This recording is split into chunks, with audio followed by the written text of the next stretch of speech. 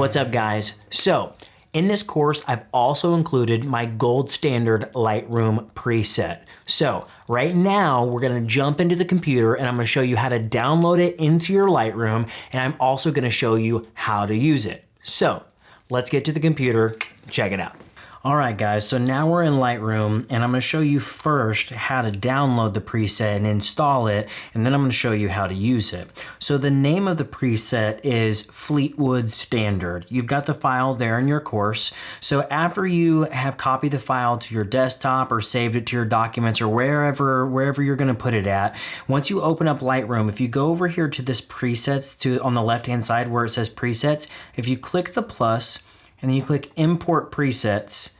Now I've already got my folder open here. It's Lightroom presets, and then I've put Fleetwood Standard. So if you click on the Fleetwood Standard and you click import, boom, it's easy as that. Now you can see it says Fleetwood Standard right there, and the preset is already in. So I'm gonna show you guys how to use this preset on a couple different photos. First, we're gonna start with this guy right here.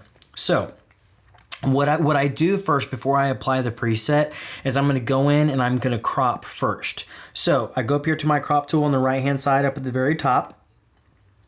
And then what I like to do a lot of times is I like to crop my images in a 4:5 ratio, because that's the ratio that Instagram uses. And I always make sure that I have about a 1/4 inch of headroom above the person. So that looks like a good crop to me. So now we're set up with the crop, everything's ready to rock. So I'm gonna go over here to this Fleetwood Standard preset. Now let me just, before we get started, I wanna say a couple things about adding this preset. A lot of people are under the false assumption that whenever you buy preset packs or what have you, that you can just click the preset, apply it to your photo, wham bam, thank you ma'am, it's done, and the preset's just gonna make all your photos better. So on one hand, that is true, but on the other hand, a lot of presets do need a little bit of tweaking in order to maximize their usefulness on your photos.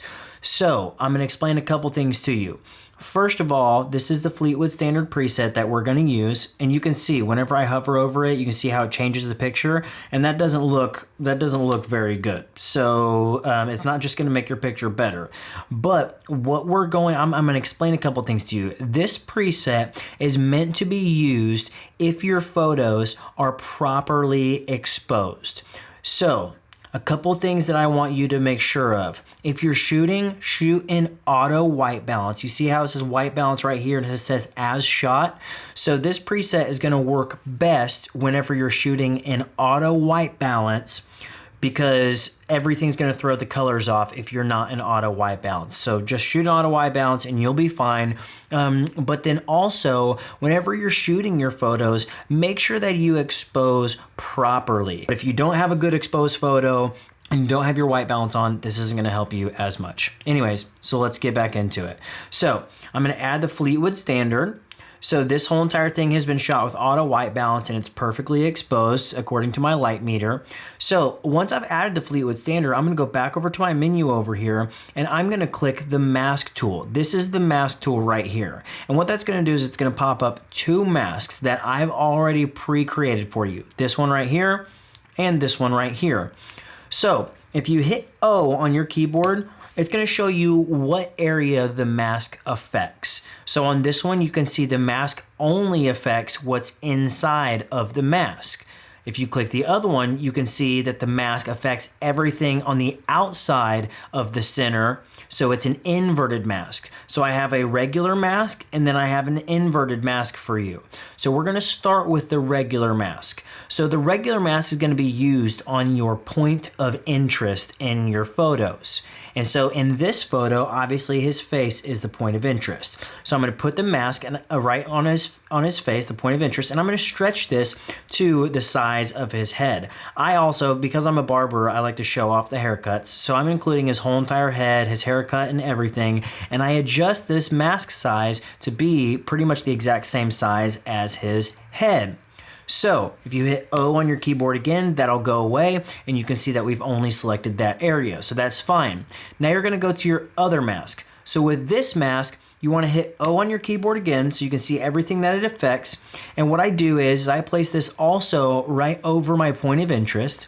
And now I'm going to drag this up to where you can barely see, like right up at the top. You see how everything is red? But if you see right up at the top, you can see a little bit of like gray and white shining through right there. And so I stretch this until you can see that it's not affecting his head in a vertical manner. So right above, it's gray, it's not red. Right below, it's gray, it's not red. So I do that. So it's not affecting his head vertically. Then from side to side, I'm gonna open it until it's also not affecting his head at all. So now you have this halo effect around his whole entire head, which means this particular mask is not affecting his face at all. It's only affecting the rest of the scene behind him, his hands, his shirt, the background, everything except his head.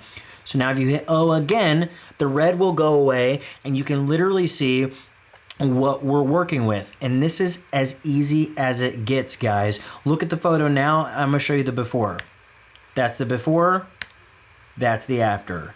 That's the before, that's the after. So let me explain to you what I've done with these masks.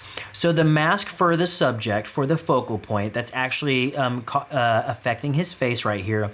This mask, if you look over here at the settings, the exposure has popped up a couple notches. Again, that's why you want to perfectly expose, because if it's not perfectly exposed, then what happens is whenever you apply this mask, it actually gets too bright.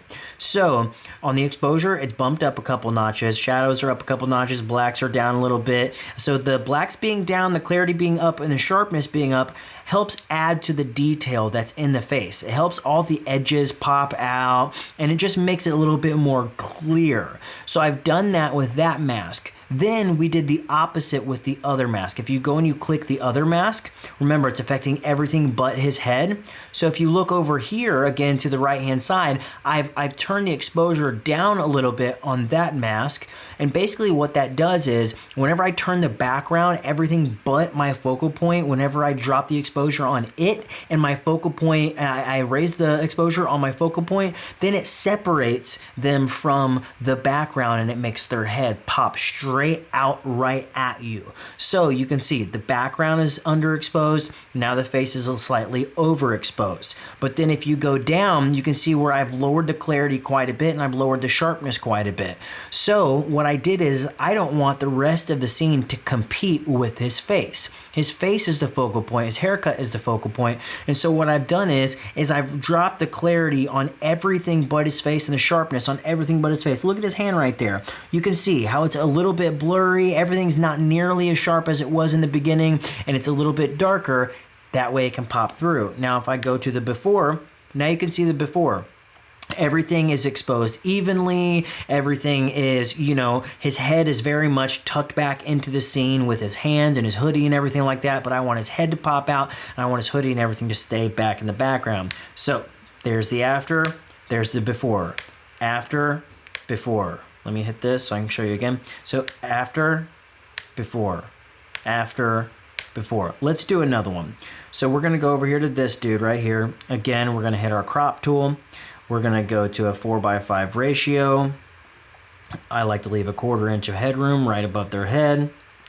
Now I'm gonna go over to Fleetwood Standard. I apply Fleetwood Standard right away. It doesn't make the photo look good, so we've gotta go up to the right-hand side to our masking tool to adjust these masks. I'm gonna grab the focal point mask, and I'm gonna put that, and the focal point mask, remember, is the smallest mask. So I'm gonna adjust this to be the size of his head and his beard, because that is what I'm showing off in this photo.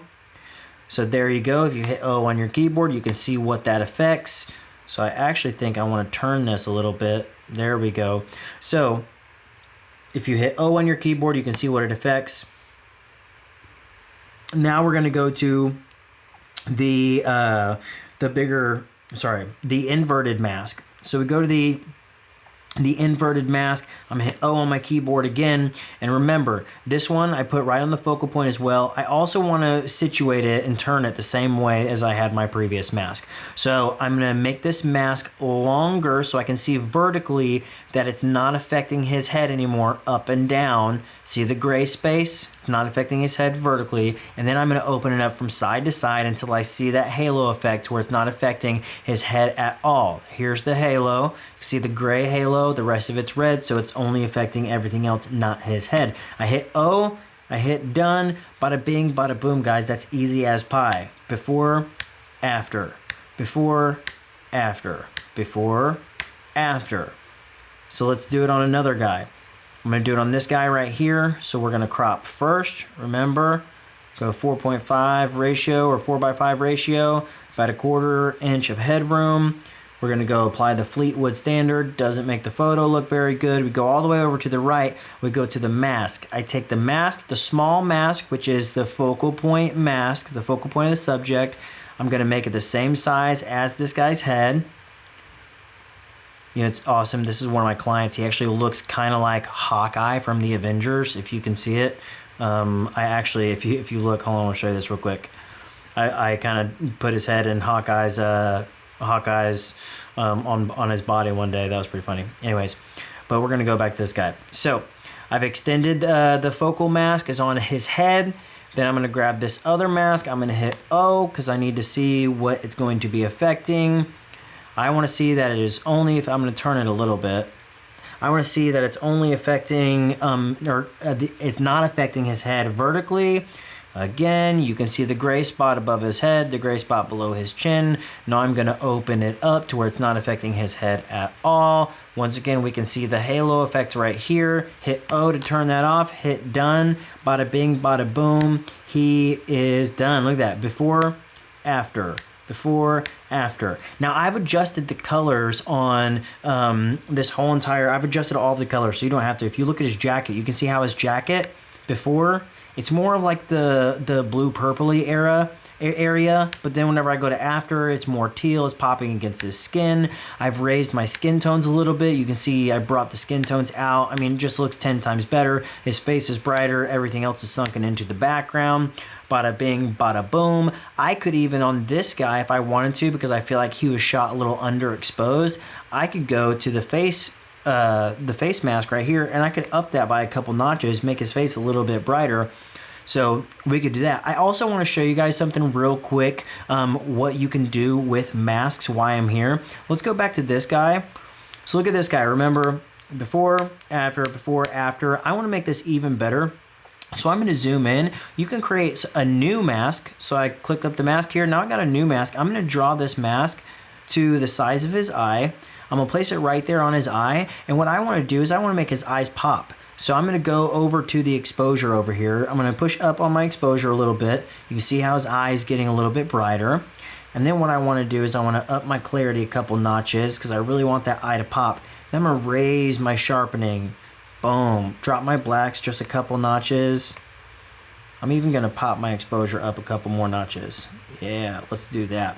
So I've got his eye popping now, but now because he's got these pretty blue eyes, I want to show that blue off. So I'm actually going to take my temp and I'm going to turn my blue down a little bit more. And look, you see how it makes his eye even bluer? So we're going to go there. Then I'm going to hover over it and I'm going to control click. I'm going to hit duplicate. Then I'm going to grab this duplicate and I'm going to stick it on his other eye. And boom. Now, look at that, guys. Look at his eyes popping. That is amazing. So before, after, before, after. And all this is done with my preset. Obviously, I added the masks on the eyes, but I mean, you can do that, guys. That's super easy. But before, after, before, after. That's crazy. Let's do one more. So I'm going to slide down here and I'm going to grab Chad here. So Chad was slightly underexposed. So what I'm going to do is I'm just going to bring up his overall exposure just a scotch.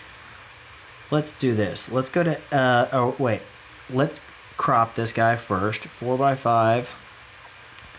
I'm going to bring it up just a little bit, right about there. So we've got him cropped. I'm going to add the Fleetwood standard, but then I'm going to go to my exposure. I'm going to bump my exposure up to 0.5 here because he was kind of underexposed. So you got to account for that. But now I'm going to go up to the right-hand side up at the very top. I've got my mask. This is my focal mask. I'm going to turn it a little bit so it fits his head. I'm going to make it the same size as his head. So we got it the same size as his head. Then I'm going to take my other mask here. I'm gonna hit O on my keyboard so I can see what it affects, and then I'm gonna turn it a little bit so it kind of matches my other mask. And I'm gonna drag it until you can see right above his head. See how it's not affecting his head at the top right there or down here? I'm gonna drag it a little bit more. Now I'm gonna open it to where it's not affecting his head at all. Yeah, I like that, right about there. Dunzo. Look at this, guys. I mean, that is absolutely amazing. It makes your photos look 10 times better, 10 times better. So let's do the thing where we zoom in on his eyes and we add some color back into his eyes. So we draw a mask, and you saw I got this mask from over here. I clicked the mask tool and I just drew it. I'm gonna hit O so that doesn't confuse me there. Now I'm gonna go over here to my exposure. I'm gonna pop it up a couple notches. Let's go to 0.70.